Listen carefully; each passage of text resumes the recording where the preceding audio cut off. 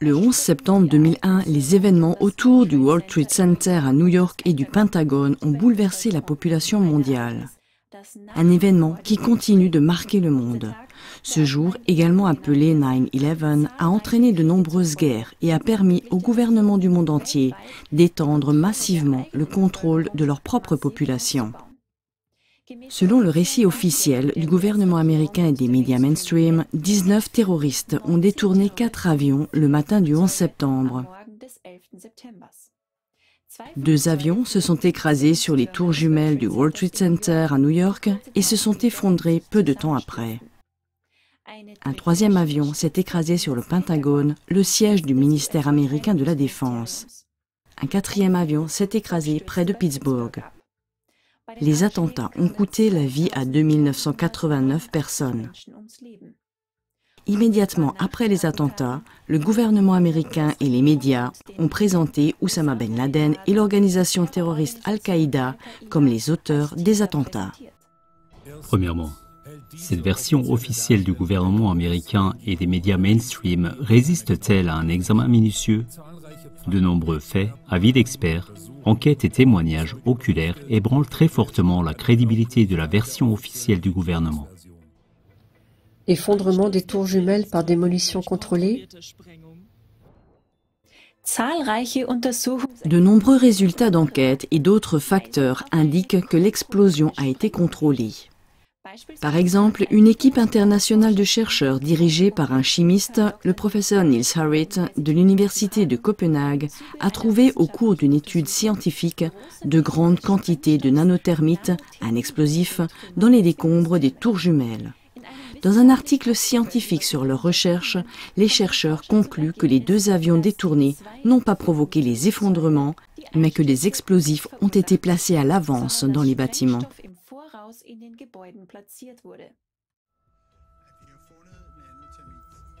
Nous avons trouvé de la nanothermite dans les débris du World Trade Center. Elle peut faire exploser des choses et elle peut faire fondre des choses. Ces 2 attributs ont été probablement utilisés, d'après ce que je vois. Du métal en fusion s'écoule de la tour sud quelques minutes avant l'effondrement. Le concierge du World Trade Center, William Rodriguez, a fait cette déclaration frappante. La première explosion s'est produite au sous-sol B2. Il y avait 6 sous-sols dans le bâtiment avant même que l'avion ne frappe le bâtiment. J'étais là, j'ai sauvé des gens que j'ai aussi présentés à la commission du 11 septembre. C'est la commission qui a été créée pour enquêter sur tout ça. Mais ils n'ont pas été entendus une seule fois. J'ai été concierge pendant 20 ans. Et le 11 septembre, j'avais l'unique passe-partout. Les pompiers et les centaines de témoins oculaires qui ont fait état de dynamitage et d'explosion n'ont pas été pris en compte dans le rapport officiel du gouvernement. Quand je suis arrivé dans le hall, on a entendu comme des coups de feu, puis il y a eu 3 énormes explosions. Quand nous sommes entrés dans le hall, il était complètement détruit. Je pense qu'une bombe a explosé avant même que l'avion ne s'écrase sur le bâtiment. Sur le chemin du 8e étage, il y a eu une énorme explosion qui nous a fait reculer. Nous étions dans la cage d'escalier avec notre matériel. Et là, il y a eu une énorme explosion. Dans la version officielle du gouvernement, le fait que le béton des tours jumelles ait été pulvérisé par l'effondrement reste inexpliqué. Regardez les débris qui sont restés. Ce ne sont pas de gros morceaux d'acier ou de gros morceaux de béton. Ce sont de fines particules. Où sont passés tous les débris? Le béton a été pulvérisé. J'étais ici mardi et c'était comme si j'étais sur une planète étrangère. Le béton était tout simplement pulvérisé. Nous avons ici des immeubles de bureaux de 210 étages. On ne trouve pas de bureaux ici. On ne trouve pas de chaises, pas de téléphone, pas d'ordinateur. Le plus gros morceau de téléphone que j'ai trouvé était la moitié du clavier. Il faisait à peu près cette taille. Le bâtiment s'est effondré en poussière.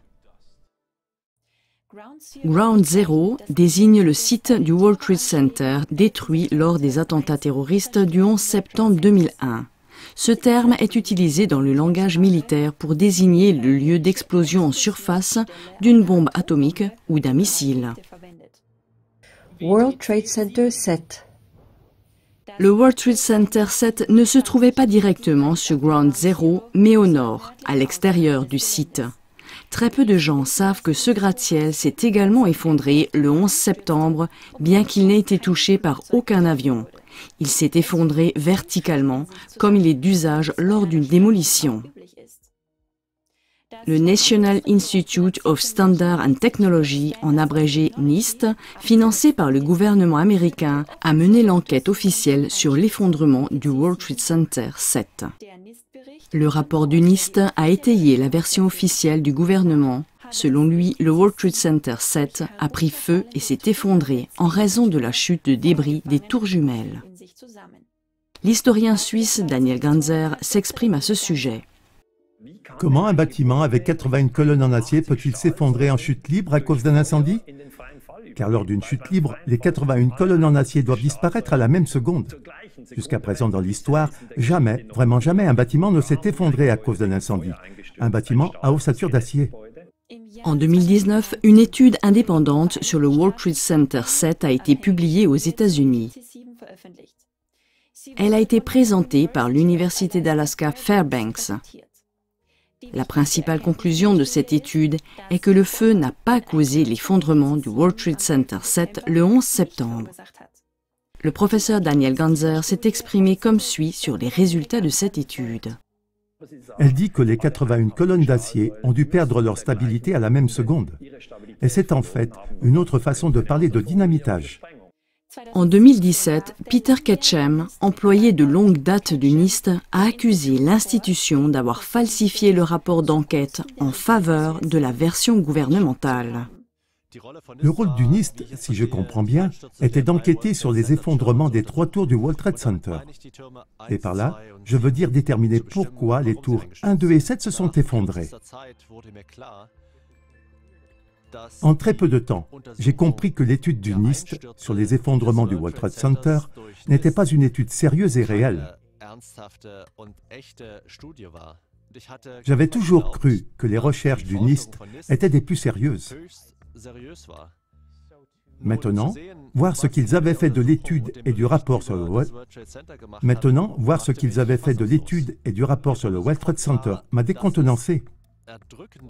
J'ai tout de suite compris qu'il y avait des preuves accablantes, que les 3 tours, 1, 2 et 7, s'étaient effondrées suite à des dynamitages contrôlés. J'ai vu que le dynamitage contrôlé n'avait pas du tout été étudié comme la cause la plus évidente. En fait, cela a été traité en 1 ou 2 phrases dans le rapport. Couverture médiatique du jour du 11 septembre. La BBC a diffusé en direct un reportage sur l'effondrement du World Trade Center 7 alors que le bâtiment était encore debout. En réalité, l'effondrement de la tour n'a eu lieu que 20 minutes plus tard.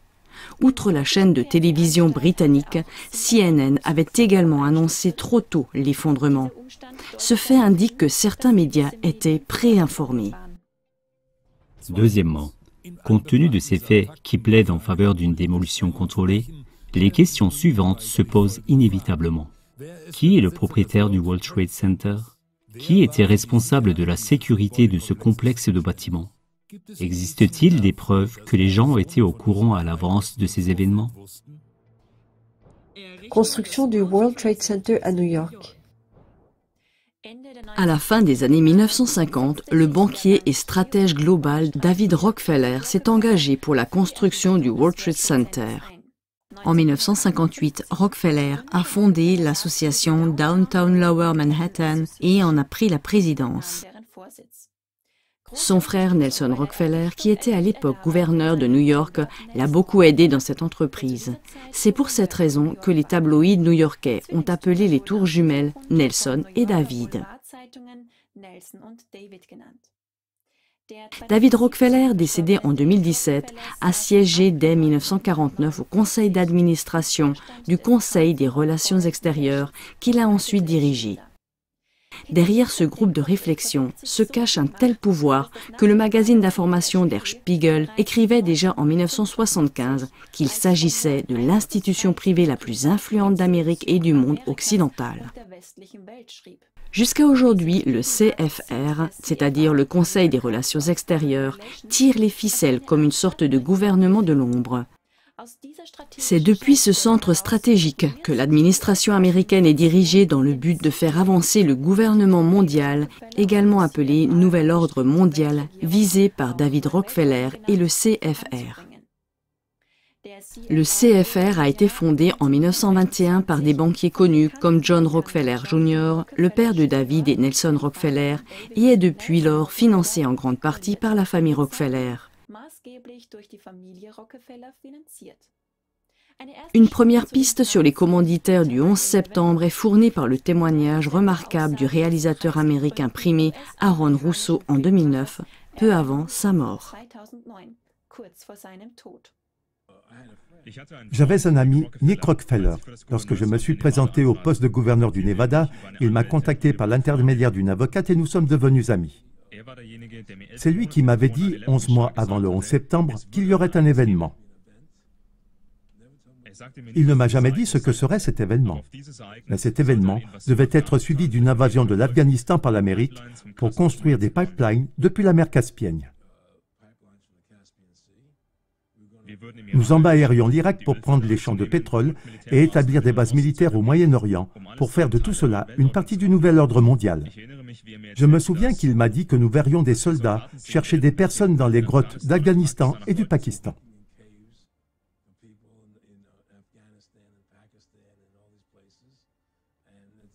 Il y aura cette guerre contre le terrorisme dans laquelle il n'y a pas de véritable ennemi.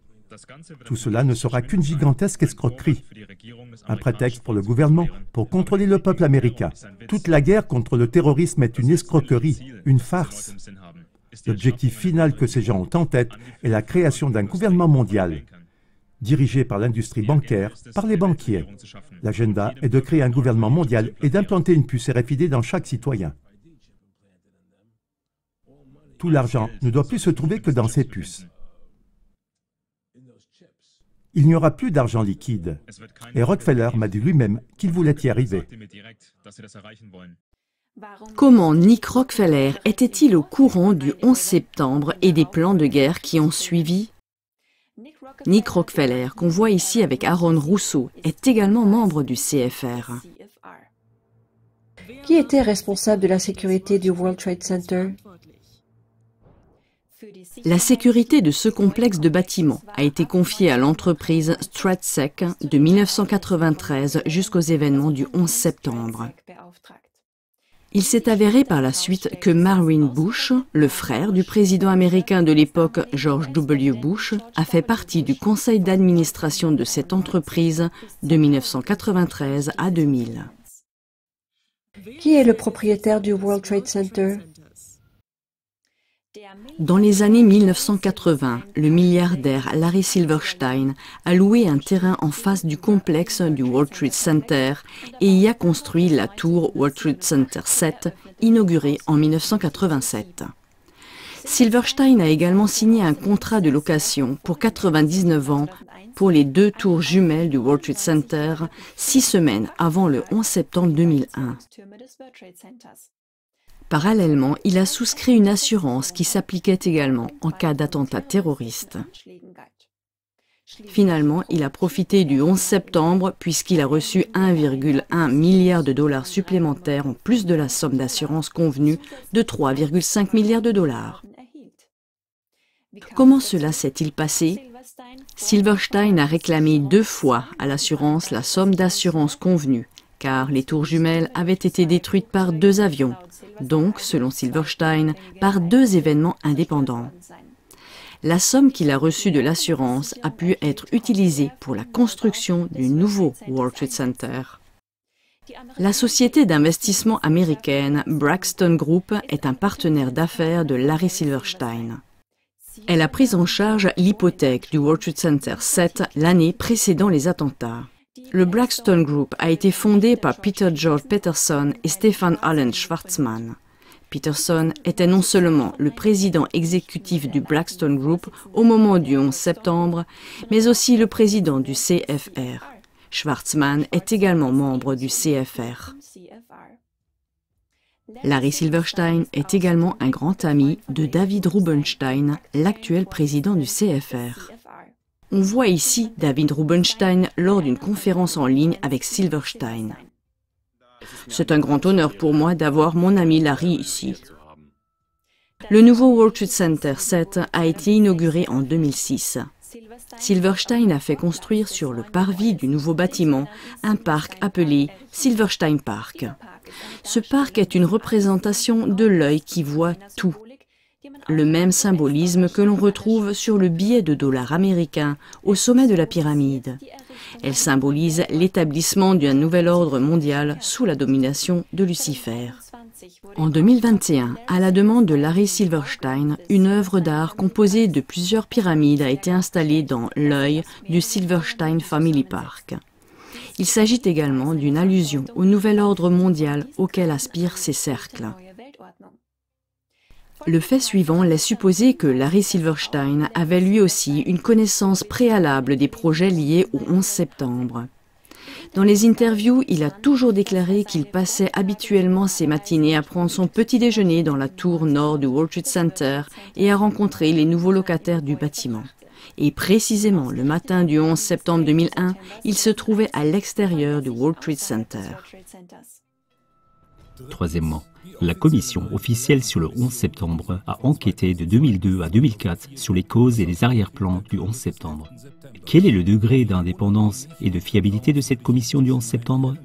Y a-t-il des liens entre la commission du 11 septembre et les cercles de personnes mentionnées? En raison de l'énorme pression exercée par le public, le gouvernement américain s'est vu contraint de mener une enquête sur le 11 septembre en 2002. La commission du 11 septembre, qui a été créée par la suite, a toujours souligné l'indépendance de son enquête. Le président américain George W. Bush a d'abord refusé son accord pour une commission indépendante. En novembre 2002, la Maison-Blanche a finalement donné son accord, mais en prétextant que Bush lui-même désignerait le président de la commission.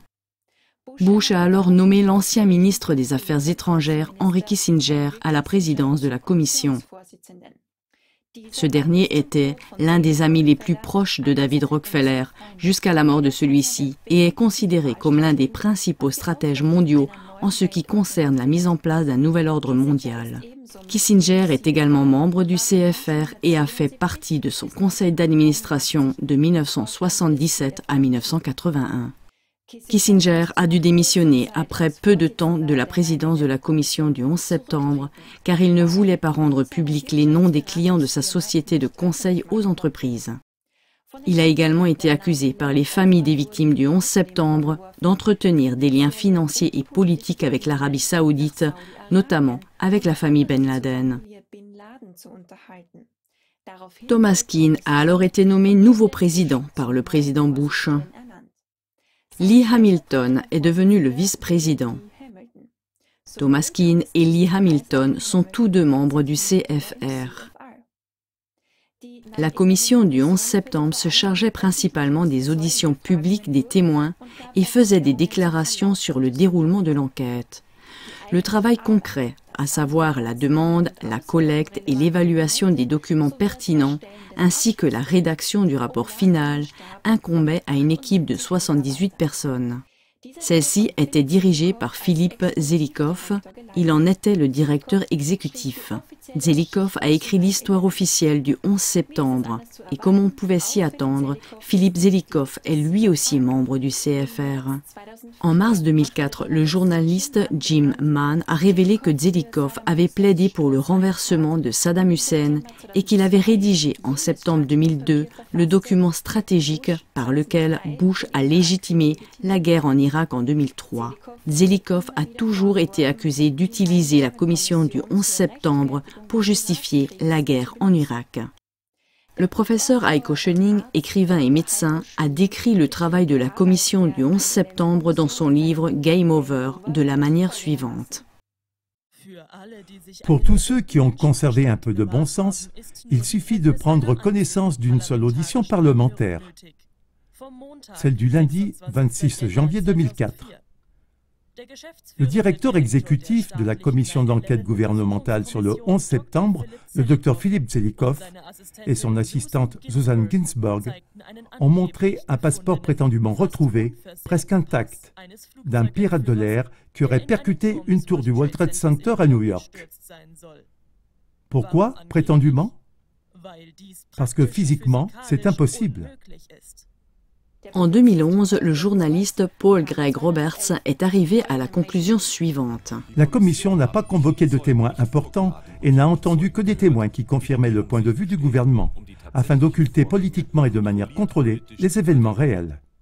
La réaction de George W. Bush est également frappante. L'interrogatoire de sa conseillère à la sécurité, Condoleezza Rice, par la commission du 11 septembre, a eu lieu le 8 avril 2004. Cependant, Bush ne l'a autorisé à témoigner qu'à la condition que la commission ne l'interrogerait pas, lui ou le vice-président Dick Cheney, publiquement et l'interrogerait sans prêter serment et sans enregistrement. L'audition du président Bush et de son vice-président Dick Cheney sur le 11 septembre s'est finalement déroulée à huis clos et sans prestation de serment. George W. Bush a également longtemps refusé de déclassifier les rapports des services de renseignement qu'il avait reçus dans les semaines précédant les incidents du 11 septembre. La Maison-Blanche n'a autorisé que les deux commissaires, Philippe Zelikow et Jimmy Gorelick, à consulter les rapports des services secrets que Bush avait reçus. Outre Zelikow, Jimmy Gorelick est également membre du CFR. Qui s'en étonnera? Le sénateur Max Cleland s'est fermement opposé à cette censure de l'accès au dossier et a donc annoncé en décembre 2003 qu'il quittait la commission. Il a été remplacé par Bob Kerrey, également membre du CFR. Outre la commission du 11 septembre, la CIA et le FBI ont enquêté sur les causes du 11 septembre. Au moment du 11 septembre, la CIA était dirigée par George Tenet. Il a clairement indiqué qu'il existait des tabous pour les recherches dans certains domaines. George Tenet est également membre du CFR. Robert Mueller a été directeur du FBI de 2001 à 2013. Il a été nommé à ce poste par le président George W. Bush. Robert Mueller est également très proche du CFR. On le voit ici lors d'une réunion du CFR. Quatrièmement, le 11 septembre a été le déclencheur de la guerre contre le terrorisme. Ce n'est qu'après avoir suscité la peur du terrorisme parmi la population américaine et le monde occidental que les actions militaires menées par les États-Unis ont été acceptées. Le 20 septembre 2001, le président américain Bush a annoncé dans un discours la guerre contre le terrorisme. Notre guerre contre le terrorisme commence avec Al-Qaïda. Mais elle ne s'arrêtera pas là. Les Américains ne doivent pas se préparer à une bataille, mais à une campagne de longue durée, comme nous n'en avons jamais encore connu jusqu'à présent. Moins de 4 semaines après le 11 septembre, les États-Unis et la Grande-Bretagne ont lancé des opérations militaires en Afghanistan. Plusieurs villes ont été attaquées par les airs. 240 000 morts et 5,5 millions de personnes en fuite, tel est le cruel bilan après 20 ans de guerre en Afghanistan. En 2003 a eu lieu l'attaque contre l'Irak. Le président américain Bush a accusé l'Irak de soutenir des terroristes et de posséder des armes de destruction massive. Cette justification de la guerre en Irak, contraire au droit international, s'est avérée par la suite être un mensonge. L'étude américaine, la guerre en Irak 2003 et les victimes humaines inévitables, évalue, dans une faible estimation, que la guerre en Irak a coûté la vie à environ 1 demi-million de personnes. Pendant la guerre en Irak, les États-Unis ont utilisé 1000 tonnes de munitions à l'uranium. Les malformations chez les enfants ont augmenté de manière dramatique. Le président américain Barack Obama a poursuivi la guerre contre le terrorisme pendant toute la durée de son mandat. En 2011, les États-Unis et les pays européens ont bombardé la Libye pendant 8 mois sans interruption, dévastant des régions entières. Avec la Libye, c'est le pays avec la meilleure infrastructure sociale et le revenu par habitant le plus élevé d'Afrique qui a été détruit et pillé. Des dizaines de milliers de personnes ont été tuées pendant la guerre et plusieurs milliers d'autres sont mortes au cours des 10 années de guerre civile qui ont suivi. Le bilan dramatique de la guerre en Syrie, plus de 600 000 personnes ont perdu la vie, dont 55 000 enfants selon les estimations. Jusqu'à 12 millions de Syriens ont perdu leur foyer. Une étude de l'Institut Watson de l'Université Brown datant de 2023 montre clairement que depuis le 11 septembre, les guerres américaines ont coûté la vie à 4,5 millions de personnes. Les guerres en Afghanistan, en Irak, au Pakistan, au Yémen, en Libye, en Somalie et en Syrie ont en outre déclenché en 2015 un mouvement massif de réfugiés qui se poursuit encore actuellement. En outre, le 11 septembre a entraîné l'adoption de nouvelles lois de surveillance et de contrôle de la population dans le monde entier. Cinquièmement, après le 11 septembre, le cabinet gouvernemental de George W. Bush a mené cette guerre contre le terrorisme qui a fait des millions de morts. Les faits permettent d'établir les liens non seulement entre le CFR et la commission du 11 septembre, mais également entre le CFR et l'administration Bush. L'équipe gouvernementale rapprochée du président américain George W. Bush a formé l'administration responsable de la guerre contre la terreur. Elle se composait comme suit.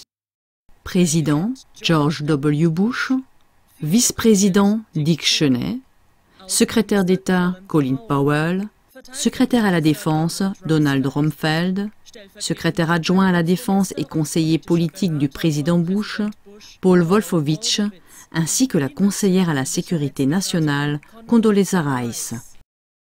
Parmi ces personnes, 4 étaient membres du CFR à l'époque de leur mandat. Dick Cheney, Colin Powell, Paul Wolfowitz et Condoleezza Rice. Grâce à des révélations comme celle du franc-maçon italien de haut grade, Gioella Magaldi, on sait que presque toute l'équipe gouvernementale était au même moment initiée à la franc-maçonnerie. Voici les membres de la superloge Howard Patalfa, George W. Bush, Dick Cheney, Donald Rumsfeld, Paul Wolfowitz et Condoleezza Rice.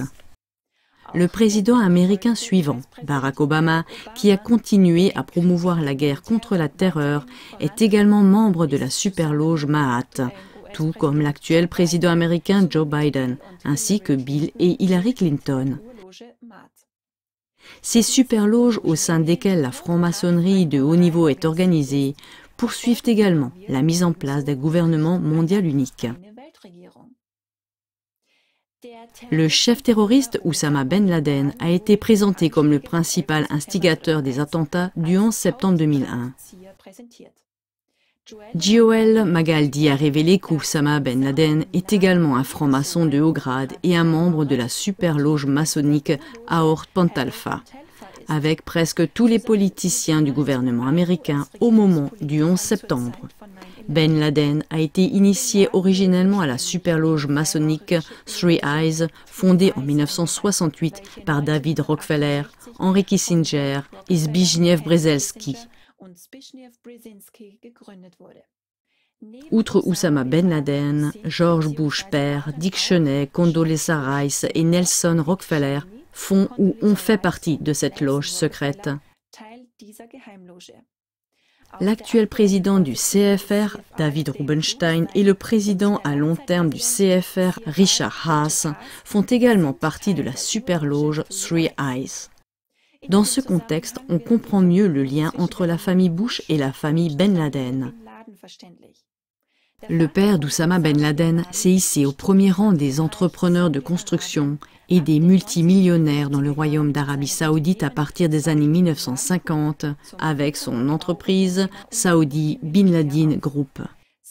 Salim Ben Laden, le demi-frère aîné d'Oussama Ben Laden, a dirigé l'entreprise familiale de 1972 jusqu'à sa mort. En tant qu'investisseur, il était étroitement lié à George Bush Senior par le biais d'entreprises telles que le Carlyle Group. Avec le fils de ce dernier, George W. Bush, il a fondé en 1978 la société pétrolière Arbusto Energy au Texas. Dans les jours qui ont suivi le 11 septembre, le trafic aérien a été interdit aux États-Unis. Toutefois, selon des documents internes du gouvernement, le FBI a permis à des proches du chef d'Al-Qaïda Oussama Ben Laden et à des autres Saoudiens de quitter rapidement les États-Unis le 13 septembre 2001. La Maison-Blanche, sous la présidence de George W. Bush, a donné l'autorisation de faire sortir du pays 6 jets privés et 2 douzaines d'avions de ligne. Les documents qui ont révélé cela ont dû être publiés en 2015, car le groupe de défense des droits civils, Judicial Watch, avait intenté avec succès une action en justice pour les obtenir. Mais qu'en est-il des messages vidéo de menaces d'Oussama Ben Laden diffusés en continu par les médias grand public? Selon les révélations de Magaldi, Ben Laden agissait selon un scénario préétabli. Même le vérificateur de faits de la radio SWR3 a dû admettre qu'il existe des doutes légitimes sur la version officielle concernant la responsabilité d'Oussama Ben Laden. Selon la version officielle, 19 terroristes, pour la plupart saoudiens, auraient détourné les avions et provoqué leur crash. Le commanditaire aurait été Oussama Ben Laden, le chef d'Al-Qaïda. Mais il n'y a pas de preuve irréfutable. Le juge administratif fédéral allemand, Dieter Desroth, a souligné qu'aucun tribunal indépendant n'a jamais pu vérifier les preuves présentées par les services de renseignement sur la culpabilité de Ben Laden. La mort d'Oussama Ben Laden est également très étrange et soulève des questions. Officiellement, le gouvernement américain l'a déclaré mort. Selon cette déclaration, Ben Laden a été abattu par l'US Navy. Toutefois, aucune photo du corps du terroriste le plus recherché au monde n'a été prise. Selon les informations officielles, le corps a été jeté à la mer. Il n'y a toutefois aucune preuve de cela. Conclusion. Lorsqu'on cherche à identifier les véritables responsables, commanditaires et acteurs du 11 septembre, on tombe toujours sur le même groupe de personnes. Après un examen plus approfondi de la commission officielle du 11 septembre et du gouvernement américain en place lors du 11 septembre, le nom de David Rockefeller et du Conseil des relations extérieures qu'il a longtemps dirigé ressortent très fortement. Même dans le cas d'Oussama Ben Laden, présenté au monde entier comme l'auteur principal du 11 septembre, les liens avec ces personnes et ses points de contact sont très visibles. Afin de ne transmettre que la version officielle aux générations suivantes et d'effacer la trace des cercles de personnes présentées dans cette émission, rien n'a été laissé au hasard par les personnes à la tête de ces réseaux. En 2014, un mémorial et un musée ont été inaugurés sur le site du World Trade Center. Le 9/11 Museum raconte l'histoire du 11 septembre et est, selon ses propres déclarations, la plus importante institution consacrée à l'étude de cet attentat. David Rockefeller était membre d'honneur du jury qui a choisi l'architecture du mémorial du World Trade Center. Il était également membre du conseil d'administration de la World Trade Center Memorial Foundation, qui a été chargé de la construction et du financement du mémorial et du musée du 11 septembre. Au total, David Rockefeller a contribué à hauteur de 15 millions de dollars à cette institution. Outre Rockefeller, on trouve également Peter George Peterson au conseil d'administration de cette fondation. Peterson a été président du CFR de 1985 à 2007, c'est-à-dire à l'époque où se sont déroulés les événements du 11 septembre.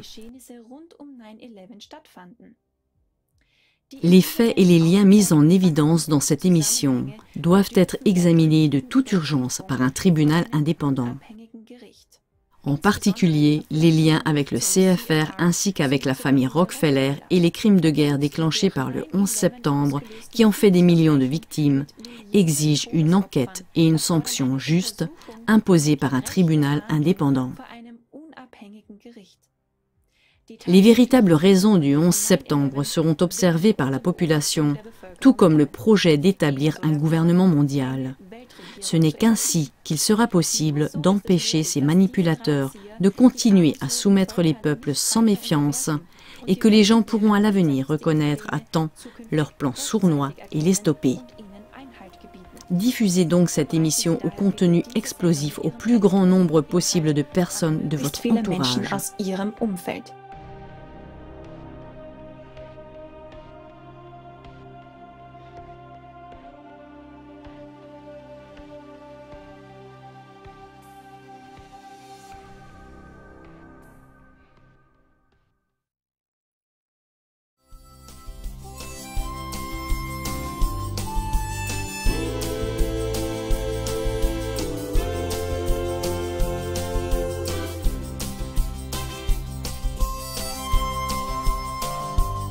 Zwei Türme fielen und mit ihnen meine Sicht auf die Welt. Konstruiert waren sie aus Stahl, an denen alles zerschellt. 2 Maschinen aus Alu kann man angeblich danken, dass 3 Türme frei im Fall in die Tiefe sanken. WTC 7 nicht getroffen, doch fiel auch in sich zusammen. Und schuld waren nach Jahren wohl die heißen Flammen. Auch das Pentagon getroffen von einem Profi-Piloten.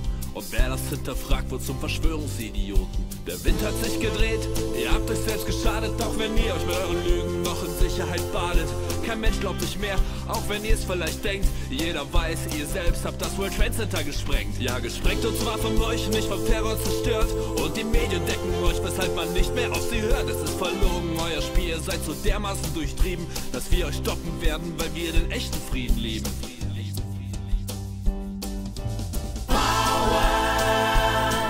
Wenn wir hart getroffen sind, gehen der Welt die Augen auf, denn vorher waren die meisten blind. Es ist die Power, die ihr für euch beansprucht habt, der deposiert jetzt in uns allen, während eure Kräfte wie die Türme fallen. Ja, sie fallen, was soll ich sagen, damit kennt ihr euch aus. Nach Afghanistan schicktet ihr sofort Soldaten raus, habt gequält und misshandelt und den Krieg installiert, Drogenfelder einkassiert und davon profitiert. Dann die Lüge, der Irak hätte nukleare Waffen. Damit machtet ihr euch militärisch im Irak zu schaffen. Hunderttausende Tote, ein Land dem Erdboden gleich. Obwohl ihr dort nichts fandet, hat der Verdacht gereicht. Und weiter ging's in all die Länder, die ihr danach zerstörtet. Ausgeplündert und geraubt, das was euch nicht gehörte.